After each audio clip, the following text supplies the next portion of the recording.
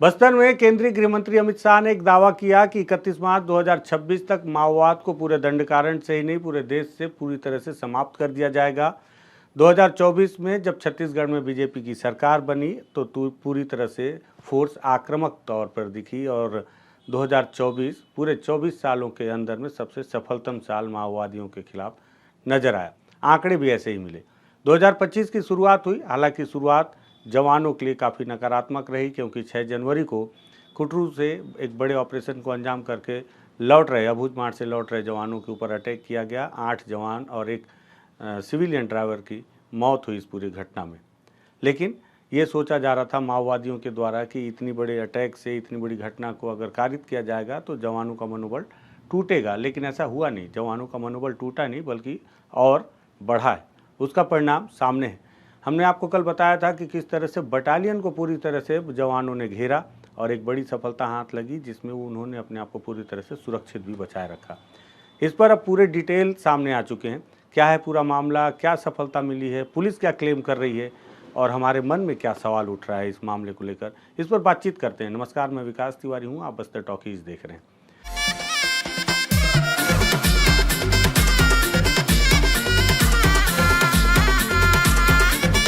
दरअसल हुआ ये कि मैंने अब अगर आप ध्यान दें तो अब आप भी इस बात को जानने लगे होंगे कि इस बात को मैंने कई बार जिक्र किया है कि जब भी माओवादियों के खिलाफ अंतिम लड़ाई होगी तो कहा जाता था कि वो लड़ाई अबूझमाड़ में होगी। लेकिन पैंतरे जो बदले गए कि अबूझमाड़ में ना आखिरी लड़ाई न करते हुए पहले वहाँ पे लड़ाई लड़ी गई।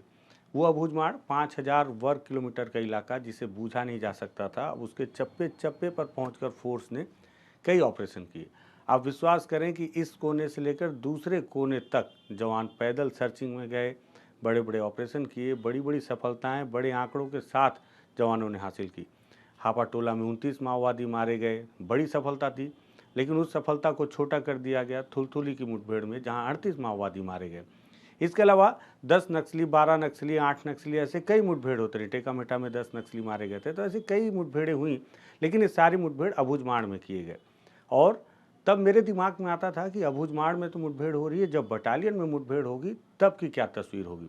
लेकिन पुलिस के जवानों ने बहुत ही सूझबूझ के साथ एक नया पैंतरा आजमाया कि उन्हें भी पता है कि बटालियन से लड़ना एक चुनौती तो है, क्योंकि जो जानकार हैं, जो जानते हैं नक्सलवाद को बहुत करीबी से, वो भी इस बात को मानते हैं कि माओवादी संगठन की सबसे मजबूत टीम बटालियन है। और ये इसका नेतृत्व कभी हिड़मा किया करता था। हिड़मा वो नाम है जिसका सिर्फ भारत ही नहीं, देश के बाहर भी चर्चा है। लोग उसकी भी पूछताछ करते हैं। जो लोग माओवाद और इस लड़ाई को जानने की रुचि रखते हैं, क्या हो रहा है और इस पर क्या आगे होगा, इसे समझने की कोशिश करते हैं, वो लोग अभी जो माओवादी संगठन के सेक्रेटरी हैं बसव राजू, उससे ज़्यादा चर्चा हिड़मा पर करते हैं। एक विदेशी पत्रकार से मेरी चर्चा हुई, तब मुझे इस बात की जानकारी मिली। और वो हिड़मा इस बटालियन का नेतृत्व करता था।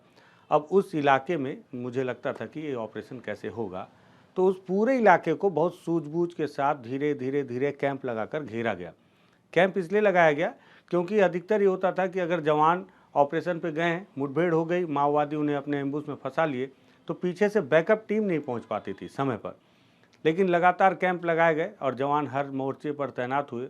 और फिर वो दिन भी आया कि अब एक साथ चेक किया जाए कि हमारी स्ट्रेंथ क्या है। ये जवानों ने सोचा होगा, जवानों के रणनीतिकारों ने सोचा होगा। और लगभग, अब संख्या तो नहीं, हर कोई अपनी अलग संख्या बता रहा है, और जवानों की सुरक्षागत दृष्टि से जवानों की संख्या को ओपन करना भी ठीक नहीं है।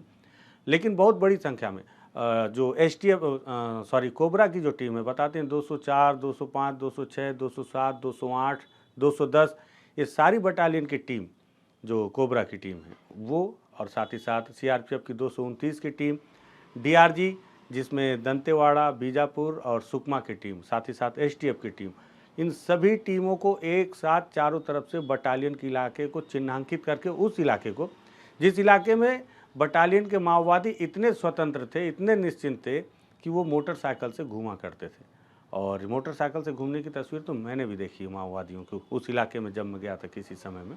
तब तो उस इलाके को पूरा घेरने की जो योजनाबद्ध तरीके से इस ऑपरेशन को तैयार किया गया, जवानों को लॉन्च किया गया। और वो जवान जिस इलाके में माओवादी एकत्रित थे, जिसकी सूचना मिली, उसे चारों तरफ से घेर लिए। कल सुबह 9 बजे जब मुठभेड़ शुरू हुई, जब ऑपरेशन शुरू हुआ मुठभेड़ के तौर पर, सबसे पहले अब आजकल जो नए नए तकनीक के ड्रोन कैमरे यूज़ किए जा रहे हैं, उस ड्रोन से 2 माओवादी नज़र आए जिसे सबसे पहले मार गिराया गया और उसके बाद फिर उन्हें धीरे धीरे घेरते घेरते 2 से 4 और 4 से बढ़ते बढ़ते संख्या शाम तक हमारे पास पहुंची कि 12 या उससे अधिक भी हो सकती है।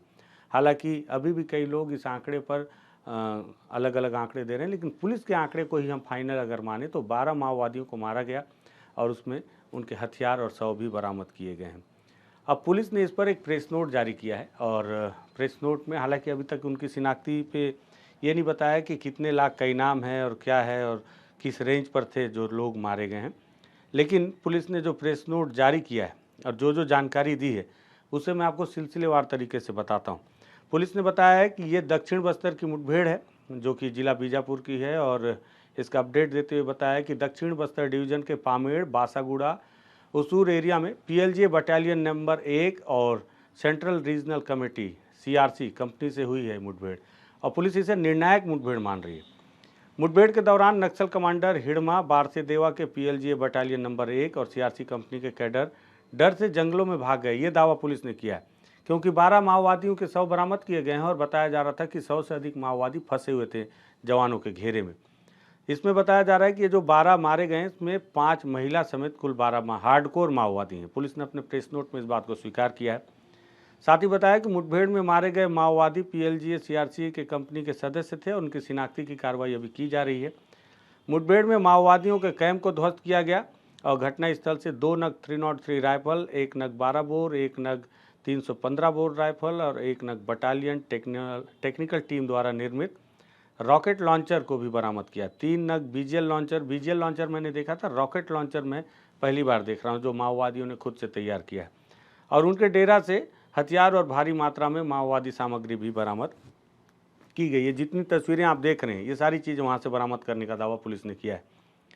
मुठभेड़ स्तर पर माओवादियों के औजार बनाने की सामग्री, लेथ मशीन आदि को भी नष्ट किया गया है। आप देख रहे हैं ये जो पाइपें आप देख रहे हैं तस्वीरों में, दरअसल ये लेथ मशीनों के माध्यम से नक्सली उस इलाके में भी हथियार बनाते हैं। आप तस्वीरों को देख के समझिए कि कितनी बड़ी मात्रा में पाइप वहाँ पर रखी हुई है, लेथ मशीन रखी हुई है, जिससे कि आप सोचिए कि कितने बीजीएल लॉन्चर और देसी जो 303 और 315, 312 बोर के जो राइफल हैं जिसे वो खुद ही स्वनिर्मित कर लेते हैं, तो आप सोचिए इतने पाइप हैं तो इससे कितने हथियार वो तैयार कर लेते होंगे। अब इसमें आगे ये बताया गया है कि सुंदरराज पी ने बयान देते हुए बताया कि नक्सल विरोधी अभियान में जिला बीजापुर के अंतर्गत पामेड़, उसूर, बासागुड़ा के सरहदी इलाकों में तुमरेल, सिगमपल्ली, पुजारी कांकेर, मलेमपेंटा के जंगलों में माओवादियों की उपस्थिति की सूचना पर DRG Bijapur, Sukma, Dantewada, STF, cobra 204, 205, 206, 208, 210 और केंद्रीय रिजर्व पुलिस बल मतलब कि सीआरपीएफ की 229 बटालियन की संयुक्त टीम को इस ऑपरेशन पर उतारा गया था। 16 जनवरी 2025 के सुबह मतलब कि कल सुबह लगभग 9 बजे साउथ बस्तर एरिया में पीएलजीए की बटालियन और सीआरसी कंपनी के बीच मुठभेड़ शुरू हुई जो धीरे धीरे रुक कर चलती रही। मुठभेड़ के बाद 5 महिला माओवादियों के शव और पुरुष माओवादियों के शव के साथ में बाकी सब सामग्रियों का बरामद किया गया है अलग अलग स्थानों से थोड़ी थोड़ी दूर पर। साथ ही साथ मौके पर भारी मात्रा में वायरलेस के सेट, विस्फोटक सामग्री, नक्सल साहित्य और दैनिक उपयोगी सामान भी बरामद किए गए हैं और पहली बार इस तरह के रॉकेट लॉन्चर को भी जिसे माओवादियों ने खुद ही तैयार किया है वो बरामद किया गया है। इसके अलावा बस्तर आईजी ने एक आज बीजापुर में प्रेस कॉन्फ्रेंस भी की और प्रेस कॉन्फ्रेंस में उन्होंने ये भी कहा कि अभी भी वक्त है माओवादियों के लिए वो समर्पण कर दें, अन्यथा उनका हश्र ठीक नहीं होगा। यही इसी तरह से उन्हें मौत मिलती रहेगी लगातार। ये चेतावनी बस्तर आईजी सुंदरराज पी ने दी है और उन्होंने जो प्रेस नोट जारी किया है उसमें आगे ही बताया कि बासागुड़ा क्षेत्र में पीएलजीए बटालियन नंबर 1 एवं सेंट्रल रीजनल कमेटी नंबर 2 के शीर्ष माओवादियों की उपस्थिति पर ये पूरे ऑपरेशन को लॉन्च किया गया और इसमें 12 हार्डकोर माओवादियों को सुरक्षा बलों ने मार गिराया है। बारसेदेवा और हिड़मा की लोकेशन भी उस इलाके में पुलिस ने अपने प्रेस नोट के आधार पर बताया कि उस इलाके में थी। और ये सारी तस्वीरें जो आप देख रहे हैं जितने भी माओवादी मारे गए हैं उनके शव को ला लिया गया है, उनकी शिनाख्ती नहीं की जा सकी अभी तक। शिनाख्ती होने पर पता चलेगी कि जो मारे गए माओवादी हैं उन पर कितने लाख रुपए का इनाम था। और दूसरी चीज़ अब तक इस पर किसी ने कोई ग्रामीणों की तरफ से या माओवादियों की तरफ से कोई आरोप नहीं लगाएगा। माओवादी अधिकतर प्रेस नोट जारी करके जानकारी देते हैं, अभी तक उन्होंने कोई भी जानकारी नहीं दी। ग्रामीणों ने, कई बार ऐसा होता है कि मुठभेड़ के बाद ग्रामीण भी अपनी बात रखते हैं, वो बताते हैं कई बार कि मुठभेड़ हुई तो है, लेकिन उसमें जो लोग मारे गए हैं 12, वो सभी माओवादी नहीं हैं, कुछ ग्रामीण भी हैं। तो अभी लेकिन इस तरह की कोई आरोप इस पूरी घटना पर नहीं लगे हैं। लेकिन जो मैंने कहा था कि मेरे मन में एक सवाल है, तो वो सवाल भी मैं आज छोड़ देता हूँ। हुआ ये है कि ये जो मुठभेड़ हुई है, ये बताया गया कि कल सुबह से रात तक हुई है इस पूरी मुठभेड़ में, और रात भर जवानों ने उस इलाके को घेर के रखा था। उम्मीद थी सफलता और भी बड़ी होगी नंबरों में, लेकिन वो जो 12 माओवादी मारे गए हैं, और बटालियन की टीम, बटालियन के सभी माओवादी जो हैं उनके पास में ऑटोमेटिक वेपन ही होते हैं, इसीलिए उन्हें सबसे मजबूत टीम माना जाता है माओवादी संगठन का। और आपको मैं बताऊं कि जो भी बड़ी घटनाएं हुई हैं इसके पहले, और जितनी भी बड़ी घटनाओं में अगर जवानों को बड़ा नुकसान हुआ है, तो उस घटना को अंजाम देने में बटालियन की बहुत महत्वपूर्ण भूमिका रही है, जिसका लीडरशिप हिड़मा के हाथ में रहा है। आगे चल के हिड़मा के हाथ से इस नेतृत्व को लेकर बारसे देवा को दे दिया गया, और ये बताया जा रहा है कि बारसे देवा और हिड़मा भी इसी इलाके में थे जब इस ऑपरेशन को लॉन्च किया गया। अब सवाल ये उठता है कि जब 12 की संख्या में माओवादी वहाँ पे थे, मारे गए हैं, और सैकड़ों की संख्या में माओवादी जवानों के घेरे में फंसे थे पूरी रात, तो एक भी ऑटोमेटिक वेपन क्यों नहीं रिकवर हो पाया? क्योंकि अगर बटालियन के हैं तो ऑटोमेटिक वेपन ही उनके पास होगा, तभी वो बटालियन में। वो भरमार और इस तरह के बंदूक लेकर नहीं चलते हैं बटालियन वाले, वो लेके ही चलते हैं बड़े स्तर की।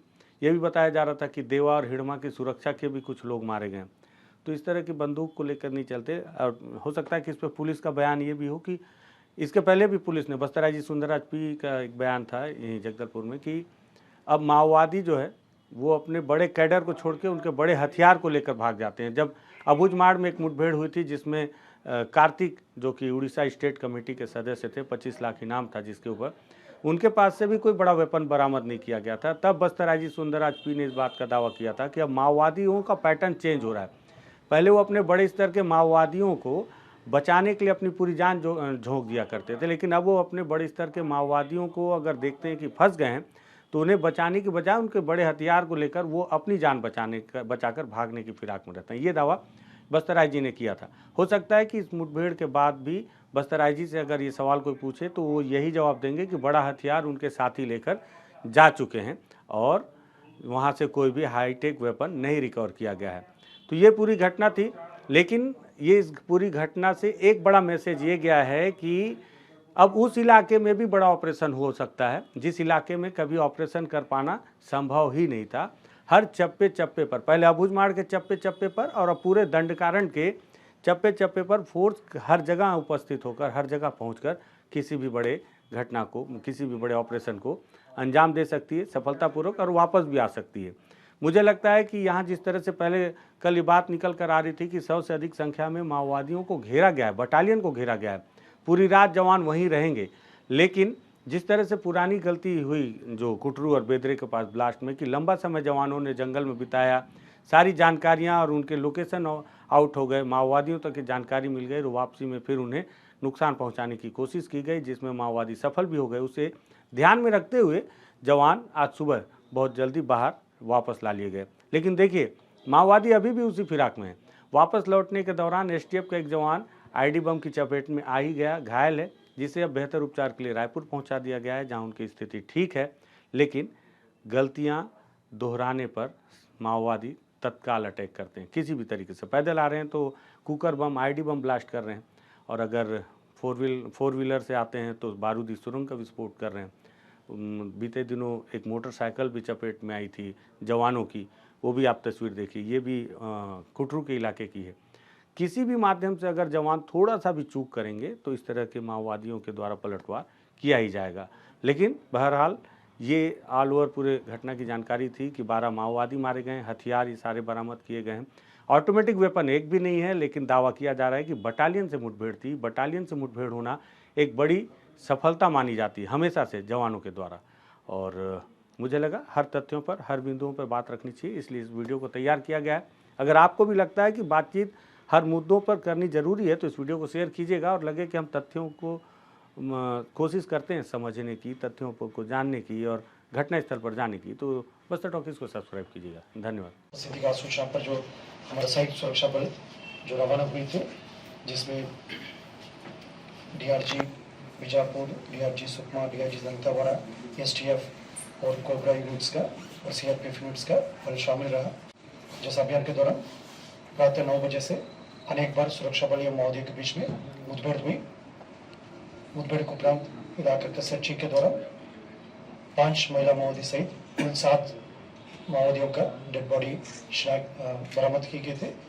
नंबर 1 और सीआरसी कंपनी और अन्य पीएलजी फॉर्मेशन का माओवादियों कैडर का होने का संभावना है, जिसका भी शनाख्ती कार्रवाई की जा रही है। जैसे ये इलाका